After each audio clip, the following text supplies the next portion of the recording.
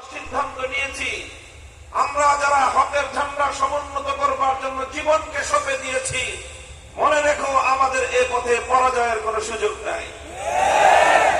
আমাদের এই রাস্তায়, আমাদের এই অভিযানে পরাজয় বলতে কোনো শব্দ নাই।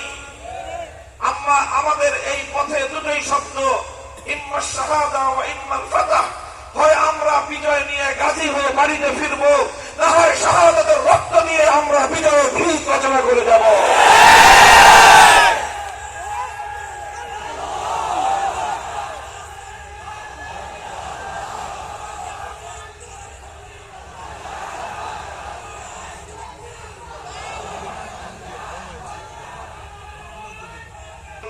এই মাঠে এই আলোচনা, এই মাহফিল হচ্ছিল, তখন আমি কারাগারের অন্ধকার প্রকোষ্ঠে দিন গুজরান করছিলাম। সেই দিন রাতেই যখন আপনারা এখানে মাহফিল করছিলেন, আমাদের ভাইয়েরা আপনাদের সামনে দিনের আলোচনাগুলো করছিলেন, আর প্রসঙ্গক্রমে কেউ কেউ আমাদের কথাগুলো তারা তুলে ধরছিলেন আপনাদের সামনে।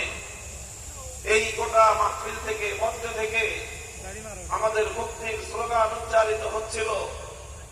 আকাশ বাতাস মুখরিত হয়ে ইথারে ইথারে ভাসতে ভাসতে সে আওয়াজ আজ 100 মাইল দূরত্বে কাশিমপুর কারাগারের অন্ধকার প্রাচীর ভেদ করে আমাদের কর্ণকুহর পর্যন্ত পৌঁছেছিল। আমরা সেই দৃশ্য দেখেছিলাম, সেখান থেকে বুকটা ভরে গিয়েছিল, সান্ত্বনা পেয়েছিলাম যে আমরা অন্ধকার প্রকোষ্ঠে বন্দী থাকতে পারি, আমাদের মিশন চলছে। ইনশাআল্লাহ আমরা আমাদের পূর্বসূরি যারা ছিলেন, যারা আমাদেরকে পথে চলতে উদ্বুদ্ধ করে গিয়েছেন, তারা আজ অনেকেই জমিনের উপরে নেই। তারা তাদের খাবগাহ, তাদের চিরনিদ্রায় তারা শুয়ে আছেন। আমরা তাদের ঝান্ডা নিয়ে চলছি। ইনশাআল্লাহ আজ আমাদের পক্ষ থেকে আল্লাহ পাক রব্বুল আলামিন আমাদের সেই সকল পুণ্যাত্মা পূর্বসূরিদের কাছে সংবাদ পৌঁছে দিবেন বলে আমরা আল্লাহর কাছে ফরিয়াদ করছি, এবং তাদের হৃদয় প্রশান্ত হবে।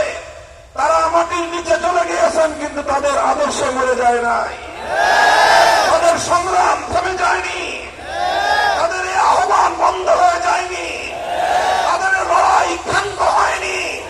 যতদিন আল্লাহর জমিনে ইসলামের চূড়ান্ত বিপ্লব না হবে, এই লড়াই চলছে, চলতেই থাকবে, চলতেই থাকবে।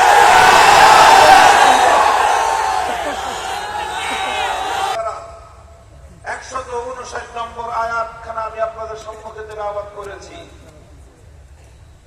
কেন আমরা এত ভয় ভীতি সত্ত্বেও, এত বাধা বিঘ্ন সত্ত্বেও বারবার সত্যের কথাগুলো অনেক তিক্ত মনে হলেও কিছু মানুষের কাছে আমরা কেন এই কথাগুলো উচ্চারণ করি? কেন এই কথাগুলো আমাদেরকে কোন জিনিস বাধ্য করে? সংক্ষিপ্ত পরিসরে দু একটি কথা বলবো এই বিষয়ের উপর। আল্লাহ বলছেন, ইন্নাল্লাযীনা ইয়াকতুমুনা মা আনজালনা মিনাল বায়্যিনাতি ওয়াল হুদা মিন বা'দি মা বায়্যানাহু লিন-নাসি ফিল কিতাব উলাইকা ইয়ালআনুহুমুল্লাহু ওয়া ইয়ালআনুহুমুল লাঈনুন। যারা আল্লাহর পক্ষ থেকে হেদায়েতের আয়াতগুলো নাযিল হওয়ার পর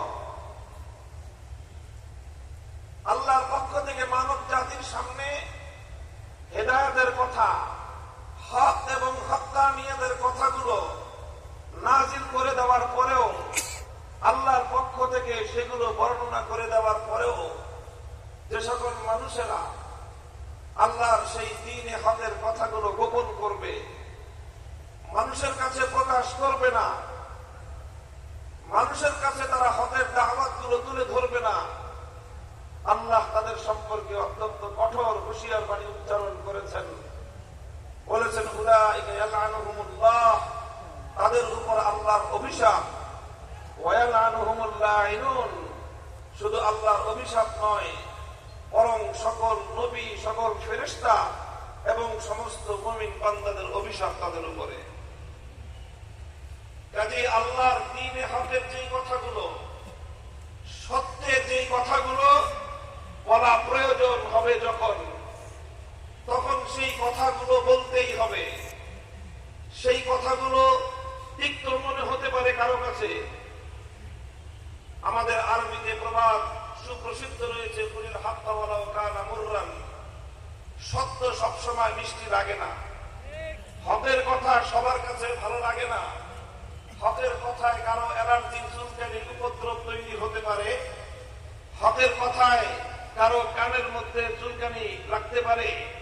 হকের কথা গিলতে কারো কাছে তিক্ত মনে হতে পারে। কিন্তু চিরন্তন বাণী হলো এই, যদি কারো চুলকানির উপদ্রব হয় সে তার চুলকানির উপশম করবে। কারো কাছে হকের কথা গিলতে যদি তিক্ত মনে হয় সে তার রোগের চিকিৎসা করবে। হকের কথা তাদের জন্য স্তব্ধ হয়ে যাবে না। এটাকে স্তব্ধ করে দেওয়া যাবে না। হকের কথাগুলো অবশ্যই বলতে হবে। হক এবং হক্কানিয়তের কথা, দ্বীন-ই হকের কথা, এই কথার মধ্যে কিছু কথা রয়েছে এমন যেই কথাগুলো সময়ে সময়ে অনেক বড় বড় শক্তিশালী মানুষের বিপক্ষে যায়।